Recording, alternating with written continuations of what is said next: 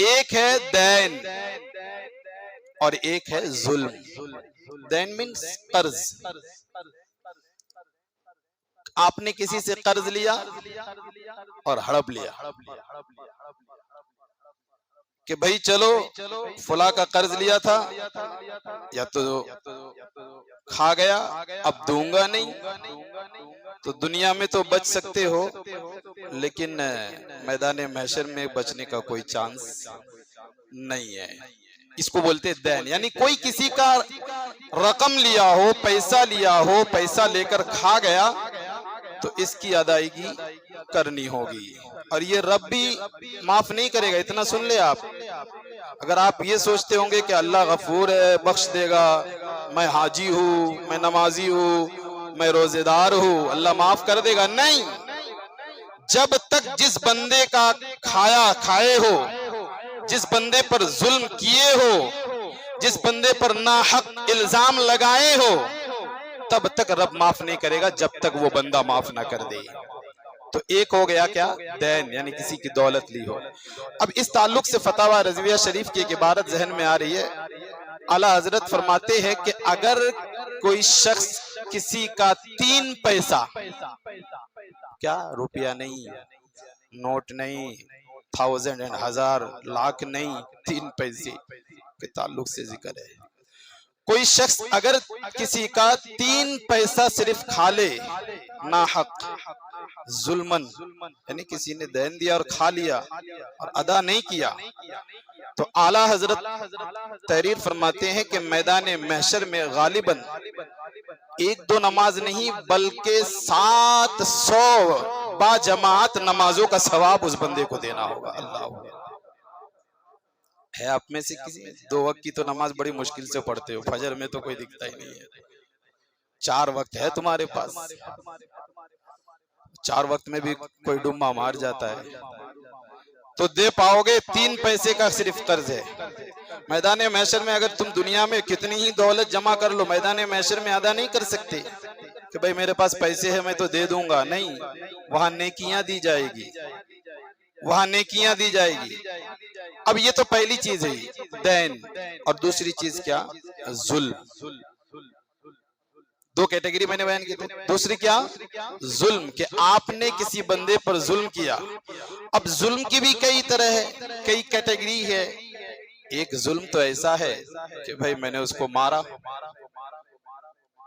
اس کو پیٹا، اس کا خون کر دیا، اور ایک یہ ہے مارا بھی نہیں، پیٹا بھی نہیں، خون بھی نہیں کیا، قرض بھی جو ہے نہیں لیا، دین وغیرہ کچھ بھی نہیں ہے، ہاں پیٹ پیچھے میں نے کچھ بولا ہے۔ اور یہ جو پیٹ پیچھے والا ہے نا، یہی ہمارے اندر سب سے بری بات اور برا عیب ہے، اور آج اتنا عام ہو چکا ہے کہ جسے انسان بالکل ہلکے میں لے لیتا ہے کہ کچھ نہیں ہے، جسے ہم اور آپ غیبت کہتے ہیں۔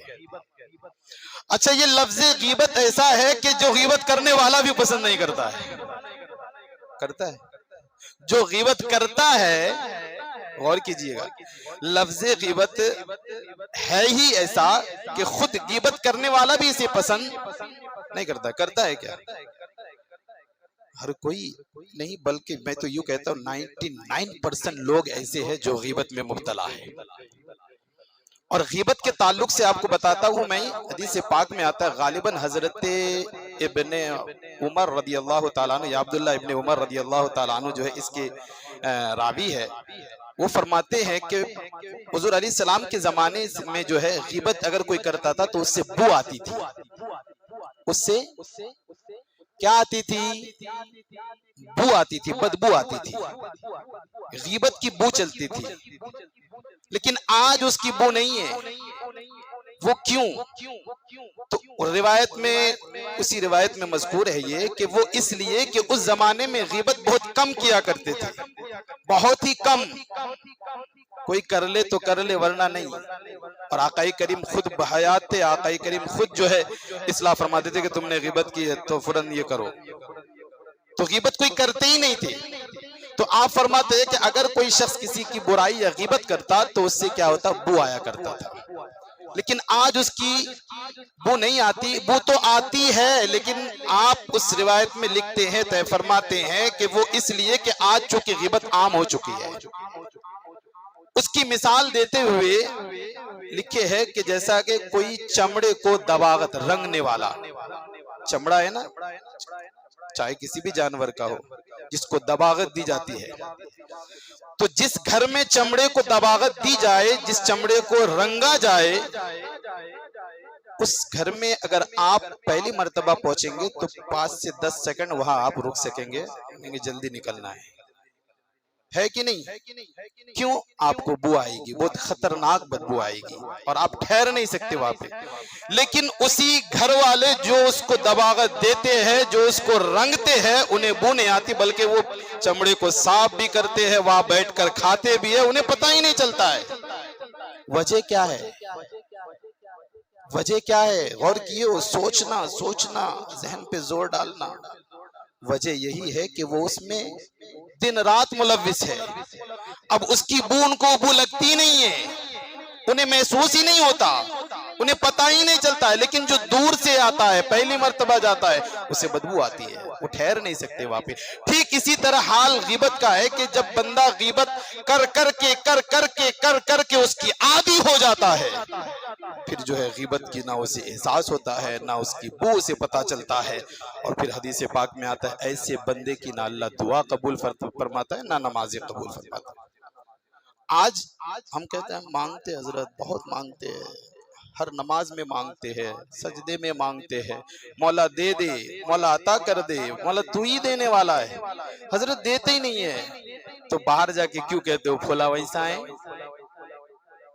جہاں یہاں مانگتے ہو وہاں جا کے اس کو چھوڑ دو۔ قرآن پاک میں آقا کریم اللہ رب العزت ارشاد فرماتا ہے وَلَا يَغْتَبْ بَعْضُكُمْ بَعْضًا أَيُحِبُّ أَحَدُكُمْ أَن يَأْكُلَ لَحْمَ أَخِيهِ مَيْتًا فَكَرِهْتُمُوهُ۔ رب فرما رہا ہے ایک دوسرے کی غیبت نہ کرو۔ کیا تم میں سے کوئی چاہتا ہے کہ اپنے مردہ بھائی کا گوشت کھانا پسند کرے؟ کھاؤ گے؟ پسند ہے تمہیں اپنے بھائی کا گوشت کھانا مردہ؟ ہے تم میں استطاعت؟ یہ رب کہہ رہا ہے، میں نہیں کہہ رہا، اللہ فرماتا ہے۔